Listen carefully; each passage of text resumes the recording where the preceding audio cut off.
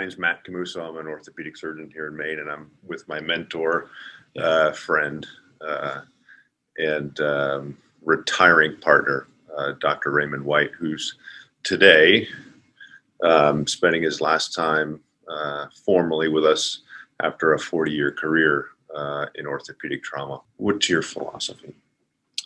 Take great care of the patients. Get them in, get them seen, take care of them, do the absolute best job that you possibly can on everybody. Yeah, so our philosophy is see everybody every day. And I think one of the proudest things I'm proud about our office is that, we saw 90% of all patients within one day of when they wanted to be seen. And so our staff, our philosophy of our staff, what we told the staff was the only question that you should ask the patient, or even more importantly, a referring physician, is when do you want your patient seen? And for a patient, when do you want to be seen? And our philosophy was if you didn't see them that day, then you had to see them the next day. If I made you wait 6 weeks to see me, you expected to see God, which is a high jump bar I couldn't clear. That's right. And if I saw you that day, I just had to get across the threshold sober. The threshold of the exam room sober. That's right. Yeah. And I think that that's reflected in our practice. I mean, people are so appreciative of the care that they receive in our group, right? From the people that answer the phones, all the way to the office manager and to the surgeons. They appreciate what we do. Well, and it makes everybody look good. Yeah. I mean, the staff looks great because somebody calls up and the staff says, "Oh, you can come in and be seen. We'll see you today. We're going to answer your call, and we're going to answer your call expediently. And if it doesn't get answered by the front, it goes all the way around the office. That's why sometimes our phones will ring in the back office, and you and I will pick them up. It'll be some patient on the phone, and we say, "Okay, we'll get you seen," but it doesn't go into terminal hold. So when I look back at a 40-year career in orthopedic traumatology, there's not a lot of people that can say that, right? I mean, many people start out as fracture surgeons, traumatologists, but they don't go the whole career, right? They sort of branch off to do foot and ankle or joints or something else. And I mean, to my knowledge, you're one of the few guys that has done it his whole career. I don't know of, I think there are some guys in academia that may have done it. But when I started here 38 years ago, I was the first full-time orthopedic traumatologist in private practice in the country. And I think the reason I'm able to do it so long, one is pace. I used to be a long distance runner, so I never did anything fast. So it was pace. I didn't try to do a billion cases. I talked to people and say, I did, 250 acetabular fractures that year. Well, that's fine. But then the next year you're dead. Yeah. So, I mean, we always had a pace, and I always had a good partner. I always had somebody else that helped me do trauma. I had Don and Drizzy at first, and then George Babican and Phil Anson way before all them. And then you came. And so that's why the last 14, 15, 16 years have been good, because we've gotten along perfectly well. What advice would you give to, a young orthopedic surgeon who envisions himself being someone like you, doing a career in orthopedic trauma? Because again, it hasn't been done, often. No, I think that the first is you have to find a good partner. You have to go someplace where people respect what you do. In other words, you can go any place and be a traumatologist and work for a big group that includes like sports and joints and everything else, and they'll work you to death. They'll let you take care of all their shit and pay you shit, while they're making big money and not taking any call and not having any inconvenience. That's not fair. So when I joined our group, Orthopedic Associates, years ago, it was equal pay. Everybody got paid equally. And when you do that, and granted, I understand that model eventually got changed, but you have to treat the trauma guys fairly, which is why you and I left Orthopedic Associates, because they stopped treating us fairly. So you have to go to a place where you're compensated fairly, where people appreciate what you do. partners is what you started out Partners. talking about. It's still partners. You know, it's still partners. I just have to say this, you know, I feel exactly the same way when junior faculty say, well, you know, how did you choose? I got lucky. You know, I found this place with great partners, and you kind of can't, you don't really know, you know, until you're there with them. And I remember knowing when you know, when I was first here, called and said, hey, is there anything I can do to get you out of there? And that continued, you know, up and until this week. You know, I mean, at 69 years old, you were calling me, asking me if there's anything, you know, that you could do for me to get me out. And I think I try to do the same thing to you. And it's about respecting each other and you know, just trying to together as a team, you know, get all the work done. So, I mean, that's the thing about partners. I mean, it would be absolutely unfair. I couldn't, and some of it's philosophy, I couldn't go home. I couldn't go to the golf course at 5 o'clock in the afternoon and tee the ball up, knowing that you were in the operating room and going to be there till 8 o'clock at night, when all I had to do was go see 2 or 3 patients in the emergency room so that you could go home at 7. Everybody should go home at the same time. But not everyone is that way. And somehow you got to choose the guy who's going to be your partner who has that in his heart. You got to have that in your heart. Has it in his heart. Early on in your career, you got involved with the AO. Yep. Take us through that. How did it happen, and what's the AO mean to you? So I first got involved with the AO because my first partner was Jim Hughes. Actually, I got sort of knew about the AO because the guy that first got me interested in trauma surgery was David Seligson in Vermont, and he was one of the, when he first got interested in internal fixation, he went to Switzerland and he got it as you know, went to an AO course and came back as an absolute convert. And I always say there's religious people are painful enough, but the worst are converts. Because they're so zealous. They're so zealous. And Seligson was an absolute zealot when it came to this internal fixation stuff. And so he got totally enamored in it. And as a result of it, I got to meet some of the really, truly greats of fracture surgery at that time and subsequent. You know, Ted Hansen, Jim Hughes. I met Bob Zickel of the Zickel nail. Wow. And one of the most, and so Seligson put together the ultimate fireside session. So I'll never forget as long as I live. I was a junior resident. And the fireside was Jim Hughes, Seligson, Bob Zickel, and Ted Hansen. And we sat around and grilled burgers and drank beers and showed those guys, those 4 guys, like the residents. Well, there weren't very many residents. We had a small program. Yeah. Showed them cases. And it was like the most interesting educational session I think I can ever remember. And how, you know, passionate these guys were about fixing stuff and different philosophies. What year was that? Must have been in the 70s. That would have been in 70. Let's see, I finished my residency in 81, so it would have been 79 or so. I mean, it hadn't been around that long. No. So there were like, at that time, there were like 10 guys. The AO group was 10 guys. That's it was, you know, Marshall Horowitz and Bruce Malin and Howard Rosen, Ted Hansen. There just weren't, Phil Spiegel. I mean, it was just like this little group of guys. And then subsequently grew. So then I went to Mississippi and spent time with Jim Hughes. I was there for 2 years. And Jim Hughes was one of my mentors, and the other mentor was a guy named Fraser Ward. He was a brilliant surgeon. And, you know, I remember having this acetabular fracture. And, you know, no one was talking about acetabular fractures. Yeah. You know, I remember the first anterior approach that we did with Seligson as a resident. And I tell people, I said that we did it with the book open in the operating room. And the only guy that could read it was Seligson because it was in French. So we had, you know, Litrinel's book in French in the operating room.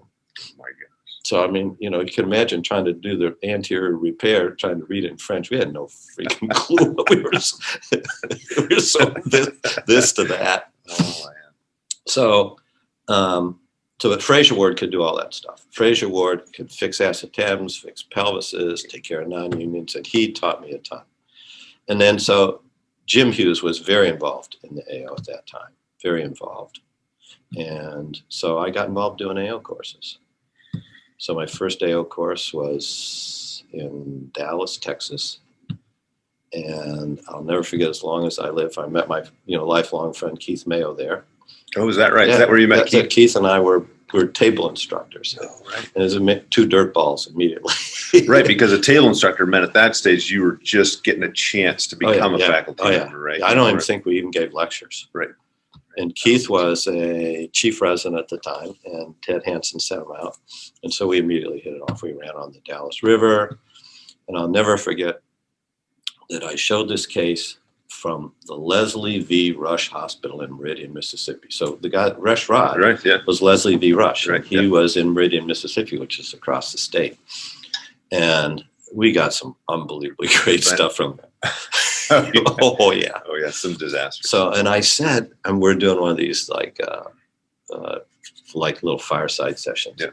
And I said, in my usual indignant way, when I was 30 years old, I said, this was done by a general surgeon at the Leslie V. Rush Hospital in Meridian, Mississippi. And Martin Algarve was the foreign faculty. Oh, wow. And Martin, who was, any of you ever met Martin, was absolutely bigger than life. And he glowered over me. Who was also a general surgeon. And his glasses went down like this, and he looked at me right in the eye, and he said, young man, I am a general surgeon. I felt this big. If I could have crawled out of the room, I would have. And he and I subsequently became great friends. Yeah. Became very good friends. And I actually reminded him of that story. It took me a lot of balls and about a lot of drinks, and a couple of years, many years after that. And he had mellowed out a lot. And I told him that story. He says, I don't remember that. I said, thank God, that's why you're still that's why you're my friend today. It's funny what each person remembers with those sorts of interactions. Well, I mean, I'm this little teeny guy, and and he's like the giant, and he's not going to remember some interaction with some peon like me. So fast forward, I don't know, 20 years, 30 years, and among all the other things that you did in the AO, including working for the Alumni Council and going back and forth to Davos, probably 100 times, maybe. I used to go 5 times a year. 5 times a year. That's back and forth to Europe. Yeah. You settled into this New England community and created this thing called the New England Fracture Summit. That really, I think, even to this day, is still regarded as one of the great courses that the AO in North America puts on. Well, that started as an offshoot of when I first moved here in '83. There was like nothing in New England. Okay, I mean, it was. I remember when I was a resident, the guys in Boston made a public statement that they would go anywhere in the country and testify against somebody that plated a tibia and got an infection because plating tibias was malpractice. That was in the early 80s. And even Ted Hansen, who came out in like 81 or so to do a fellowship, he did a sabbatical with Nat Gould in Vermont. And I remember he spent a lot of time going back and forth to Boston to try to convince these people that internal fixation really was an acceptable thing. So when I moved here in '83, the guys around, it was me and Jesse Jupiter and Peter Trafton. Peter Trafton had just moved from San Francisco, and Jesse had been in Boston. So we were young guys at the time. And how did you meet them? How did you hook up with those guys? I can't remember exactly how I met them. How we came. I think it was Steve Scheimer, who was a Synthase regional guy, right, that got us all together. Yeah. And so we started this New England fracture. We called it the New England Fracture Study Group, right? The study group. And so it was me, Tom Christensen, Peter Trafton, Jesse Jupiter, Phil Anson, a few other guys, but guys from pretty much all around the region. And the concept is that we would meet with our families like once a year and have like a weekend meeting, and we would present stuff that we could clearly show to ourselves. But it was just a small little group of people. But it grew, right? But it grew. You guys got together like yearly? Got together yearly for probably 10 years or more. And it was just you. It was just that small group initially. Just small group. It was, like, I think the largest I ever got to was like 15 or 20 guys. It wasn't big. But then it became a meeting, right? I mean, then it became like a... Yeah, so then actually Mark Veras kind of hijacked it. That's right. He and I laugh about that now. But it was sort of... What happened was the idea was as young guys, and the young guys got older. Yeah. And the new guys weren't coming in, but we got great new guys, like Mike Miranda came on board, and Ed Rowland, and just all kinds of people would come and go. But it was like losing a little bit of energy. And then Mark Veras had decided he was going to have like a course, and he did it the same weekend that our study group was. And so he and I had this like, Got it. And then afterwards, we decided that why don't we try to join the two, to do it on the same weekend. And basically the course took over for the other, and way to the betterment. It was, the chemistry that Mark and I had and Jesse. Mm-hmm. So Jesse was part of it because we ran that course for a long time. Yeah. And so instead of just 10 or 15 guys, it became like 50 guys and gals that would come to this thing. And so it was more organized, and it had the power of the AO behind it, and it became a really good course. Any regrets? Anything that you would do differently? We talked about lots of things that you did well, and I could talk forever about the things that you did well, but what might you do differently if you were to go back and do it all over? I think I would have made I think it was my choice to live in a smaller town. And I wouldn't change that for a world. I mean, I could never have lived in a big city. It's like I told you when people said, "Why do you move here?" Remember that? Why? Because I can go outside any door in my house and take a leak. Yeah, I do remember that. That was part of the interview. I think you wanted to see how I was going to react to that. So I never would have fit well in New York City or Los Angeles or Chicago even. So, but I would have, and I approached people, I would have loved to have had a really world-class fracture center of excellence. In other words, a place where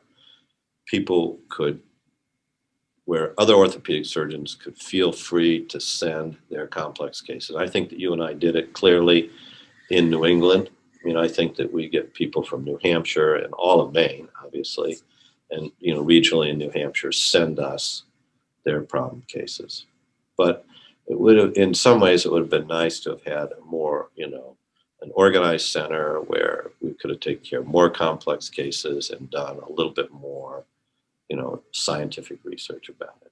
We've had residents and fellows visit us in recent years, and to a person, they come out saying this is just the most incredible experience that they've had, and I think most of it is because of you and your teaching. I think that if I were to look back on your career, I would say, boy, it would have been nice to have a junior learner here during that time, because you have so much to teach and so much to give, and are so passionate about it that and hopefully we can make that happen. Yeah, no, I mean, having a fellow is always fun. Yeah, we've had some great fellows that have hopefully learned a lot, and we've influenced their careers.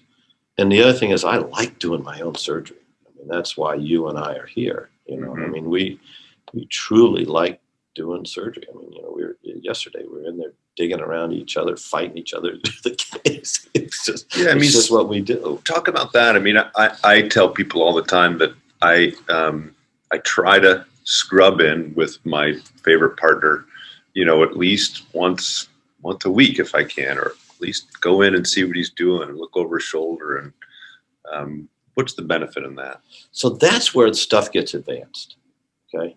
I mean, how many times have we, and before you it was George Babkin, that you'd be sitting there doing a case and you're like, oh, what do I do now? But when there's two of you in there, while one guy's working, the other guy's thinking. And he says, why don't we try this? And then the synergy comes in. If you were there by yourself, you'd say, I don't think it's like yesterday. We were trying to figure out whether we were going to use the new hip screw for a femoral neck fracture. It wasn't, it's not FDA approved. And I came to you and I said, "What do you think?" He says, "Hell yes, use it." Since when is something off label ever scared you or I from doing something? It's right. We're used to doing stuff off label. No question about it. But that's where the working together with another party, you learn a move that you didn't have before. You always learn something from everybody. And you're not weak by asking questions of your partners, right? You're not weak by going in and scrubbing with them, and you're certainly not weak asking them to scrub in with you on a difficult case. Right? No, it's like I guarantee you this is the case. I've asked you for help more times than you've asked me for help. Well, I don't know about that. I mean, that's. But I've always felt completely without shame when I asked for your help. I've never felt like you would look down on me for asking for help or, wonder why I was asking for help. You were always, "Yep, let's do it. We'll get in there together and we'll get it done." And that's the other thing is, I don't care how experienced you are. I mean, in the last month, I've asked you for help because I got into something that I just, I examined why surgeons get frustrated in the operating room. It's because if I give you, like the case we did yesterday, it was a complex case. We thought it out. We knew we were going to have problems, okay? And you anticipate them ahead of time and you do them. Like the other day, I did a humerus, and I said, I just told the PI, I said, "Listen, you just have to accept the fact that that the approach is going to take us, a half hour or 45 minutes. That's just the way it is. We've got to find the nerve, and it's going to take time. There's no rush here." And so it's the same with complex cases. You just don't rush through them, and you realize it's going to take you time, and you try to anticipate as many things. When we get frustrated in the operating room, it's when we don't know what the hell we're going to do next. Oh shit! What am I going to do now? That's when flight or fright takes place. Yeah, we used to call it the Ray White conservative rule: never do anything for the first time. There you go. Well, we're probably about out of time. Okay. So it's a very sad day for me. And I want to tell you from the bottom of my heart how appreciative I am of all the mentorship and more importantly, the friendship. No, that's the most important. That's the most important thing. Get a partner that can be your friend.